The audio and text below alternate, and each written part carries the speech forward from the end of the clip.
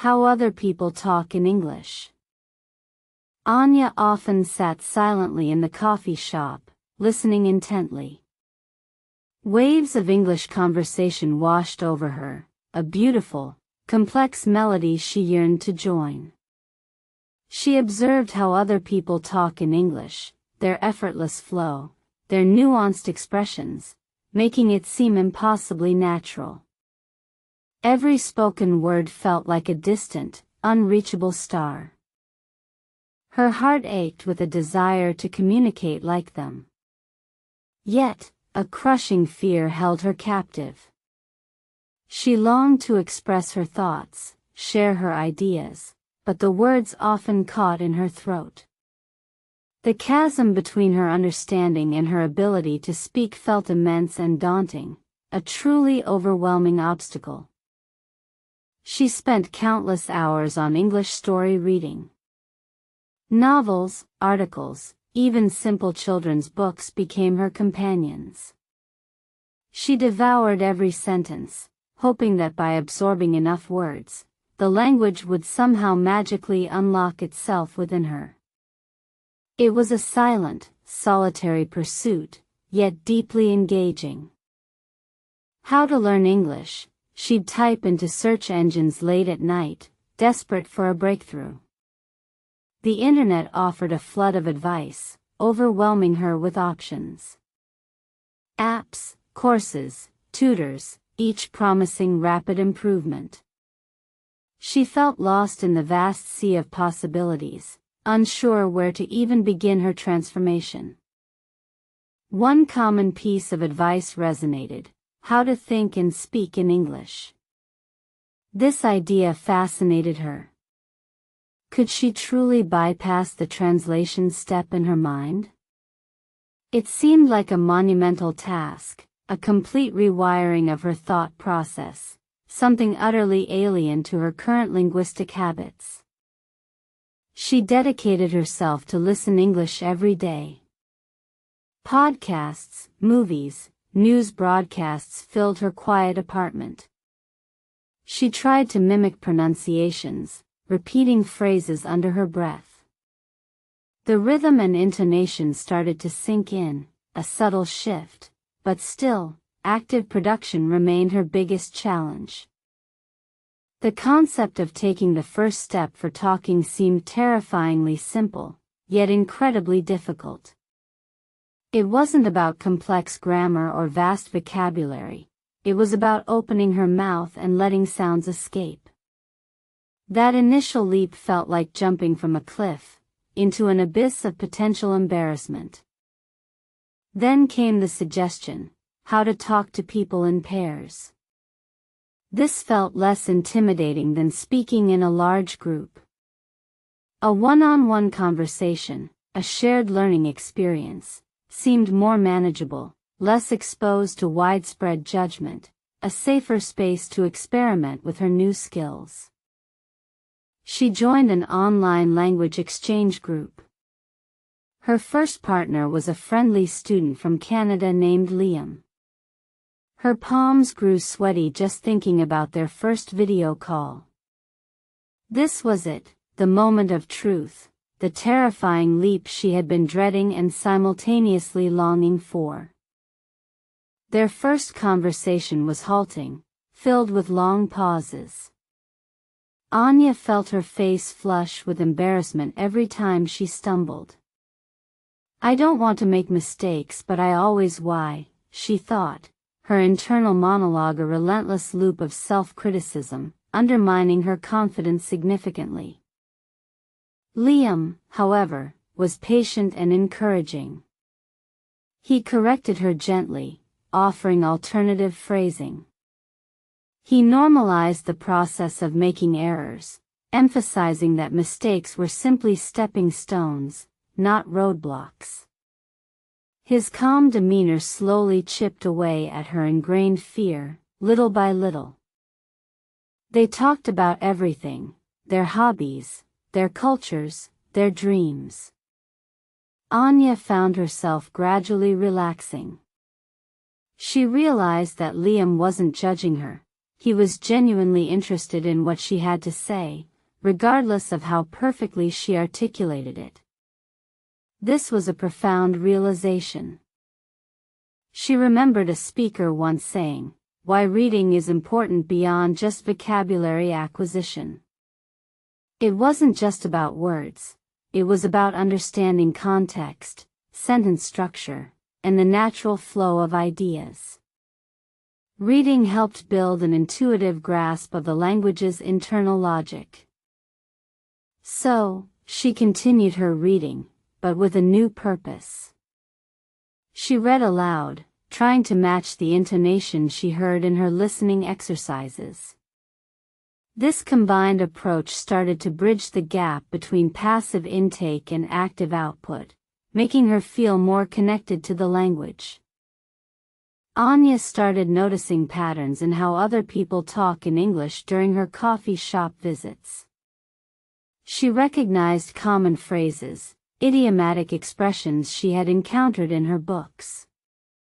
The conversations around her began to make more sense, less like a jumbled noise. Her dedicated efforts in English story reading were paying off in unexpected ways. Stories provided context for words, making them stick in her memory. They offered insights into cultural nuances, improving her comprehension beyond just literal translation, fostering a deeper understanding. She revised her approach to how to learn English. It wasn't a race to perfection, but a marathon of consistent effort and small victories. Each new word learned, each successful sentence spoken, felt like a tiny but significant triumph, building her resilience steadily. The concept of how to think and speak became less daunting. She practiced forming simple sentences in her head before speaking, often imagining conversations with herself. This internal dialogue helped her organize her thoughts directly in English, bypassing her native tongue more frequently. She intensified her listen English routine. She actively tried to predict what speakers would say next, engaging her brain more deeply. This predictive listening sharpened her understanding of natural speech pace and rhythm, preparing her for real-time interactions, making her more agile. Taking the first step for talking became less of an ordeal. She started initiating brief conversations with cashiers, baristas, and even strangers at the bus stop. Each interaction, no matter how short, felt like a miniature victory, proving to herself that she could indeed speak. Her "How to Talk to People in Pairs" sessions with Liam grew more fluid. They could sustain longer discussions, venturing into more complex topics. The comfort of a familiar, supportive partner allowed her to experiment with new vocabulary and grammatical structures without fear of judgment. The fear, "I don't want to make mistakes but I always why," began to dissipate. She realized that everyone makes mistakes, even native speakers. The goal shifted from perfection to effective communication. Clarity became more important than flawless grammar, liberating her significantly. Anya truly understood why reading is important. It wasn't just for vocabulary.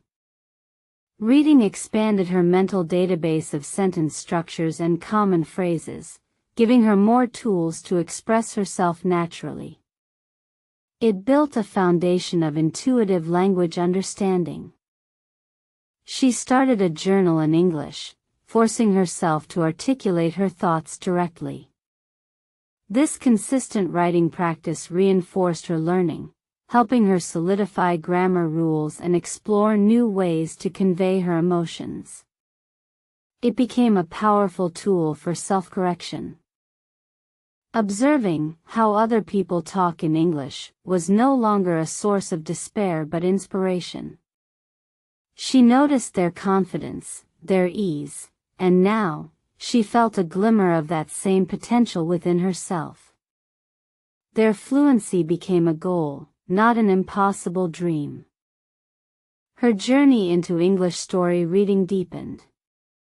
She discovered authors she loved, genres that captivated her. Reading became less of a chore and more of a genuine pleasure, a window into new worlds and perspectives, enriching her life beyond language acquisition.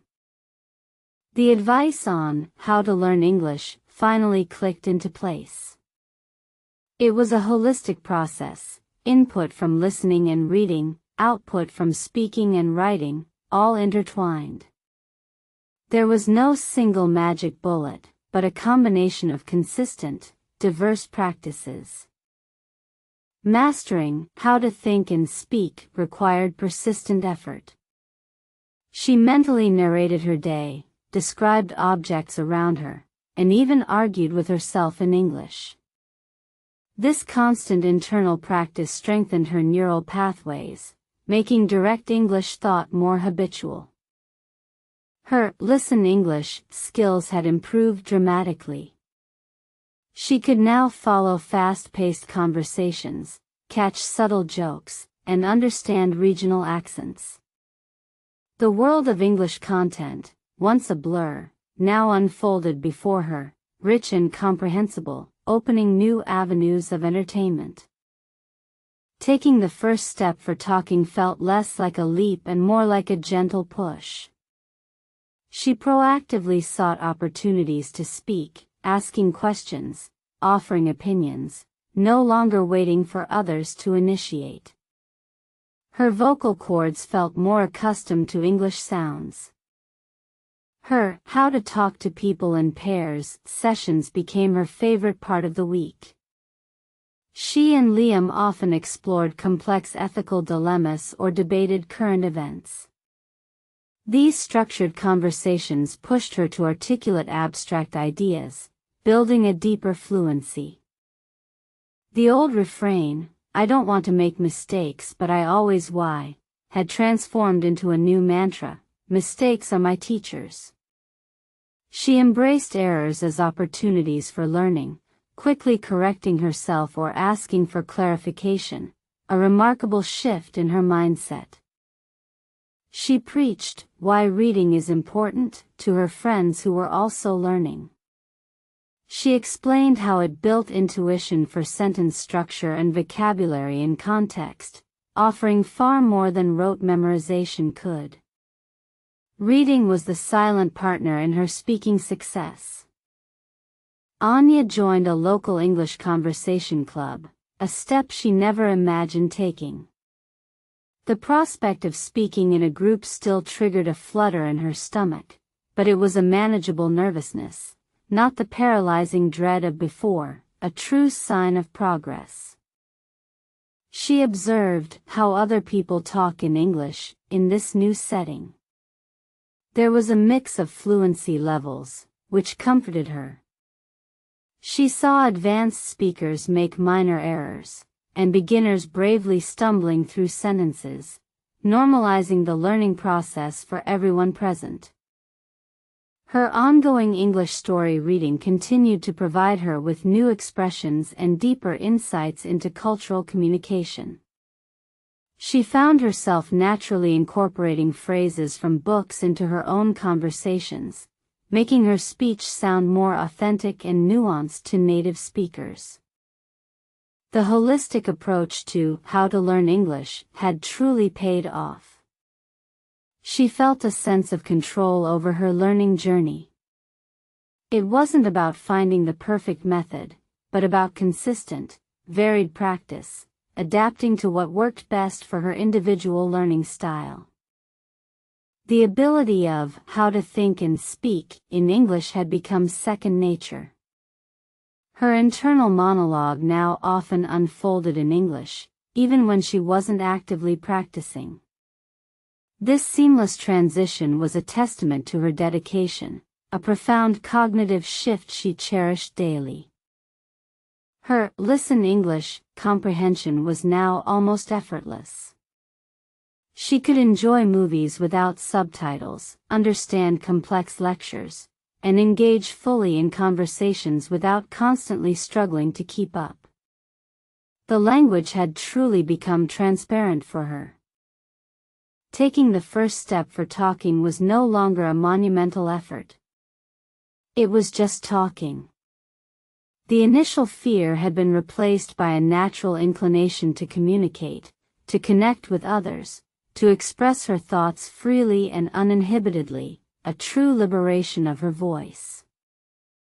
Her experiences with how to talk to people in pairs had taught her invaluable lessons in active listening and empathetic communication.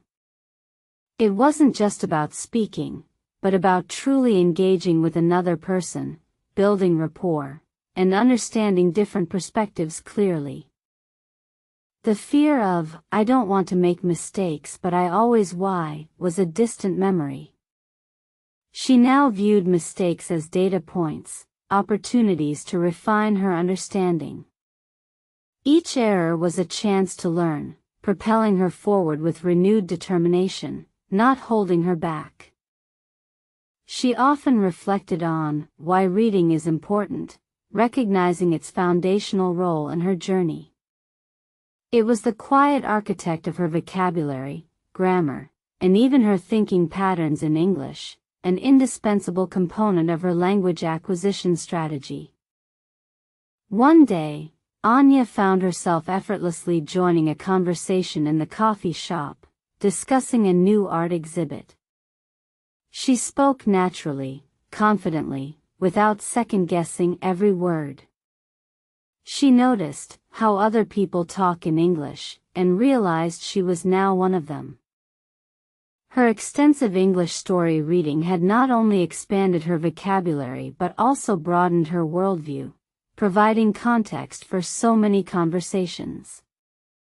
She could discuss complex topics with ease, drawing on a rich reservoir of knowledge from diverse texts she had consumed. The path to how to learn English had been winding, but incredibly rewarding. It wasn't about perfection, but persistence. It was about embracing the process, enjoying the small victories, and understanding that language learning is a lifelong journey of continuous growth. Her mastery of how to think and speak in English was her proudest achievement. No longer did she translate, she simply thought and spoke. This directness made her communication efficient and authentic, a seamless bridge between her thoughts and their expression. The joy of Listen English was immense. The world of English media, once a challenge, was now a source of endless entertainment and information. She could appreciate the subtle humor, the poetic phrasing, and the nuanced delivery of native speakers, enriching her life.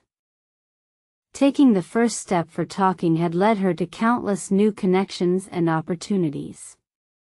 Her confidence in speaking opened doors to new friendships, professional growth, and a deeper engagement with the global community, proving the power of spoken words. Her positive experiences with how to talk to people in pairs had cultivated not only her linguistic skills but also her interpersonal abilities. She learned to listen actively, to empathize, and to connect on a deeper level, skills invaluable in any language. The nagging fear of, "I don't want to make mistakes but I always why," had vanished, replaced by a genuine curiosity and a fearless attitude towards communication. She understood that language was a tool for connection, not a test of perfection. She now advocated for why reading is important to anyone starting their English journey.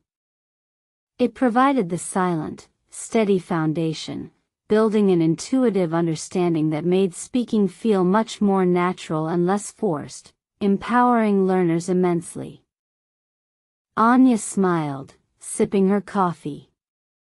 The vibrant hum of English conversations around her was no longer a distant melody but a symphony she was now an integral part of. She had transformed from a silent observer into an active participant, a true testament to her perseverance. Her journey was a powerful reminder that learning a language is not just about grammar rules or vocabulary lists. It's about building confidence, overcoming fears, and embracing the beautiful messiness of communication, allowing oneself to grow beyond perceived limitations. She had learned that how other people talk in English wasn't a secret skill, but a practiced art. And through her dedication to reading, listening, and fearlessly speaking, she had mastered that art herself, finding her own voice in the vast, wonderful world of English.